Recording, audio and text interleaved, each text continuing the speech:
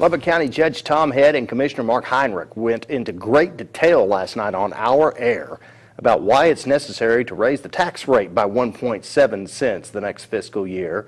Here's the crux of the matter: and across-the-board pay increases needed for the attorneys on the DA's staff to keep them from being poached by higher-paying counties. And the sheriff needs to expand his staff by 7 deputies to reduce call response times, minimize officer fatigue, and reduce the turnaround time for investigations. But that's not all.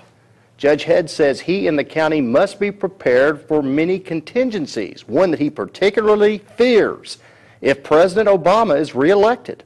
He is going to try to hand over the sovereignty of the United States to the UN.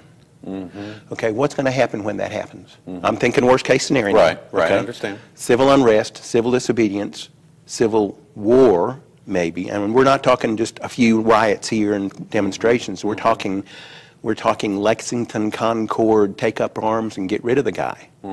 Okay, now what's going to happen if we do that? If the public decides to do that? He's going to send in UN troops. I don't want them in Lubbock County. Okay, so I'm going to stand in front of their armored personnel carriers and say, you're not coming in here. And the sheriff, I've already asked him, I said, you going to back me? He said, yeah, I'll back you. Well, I don't want a bunch of rookies back there.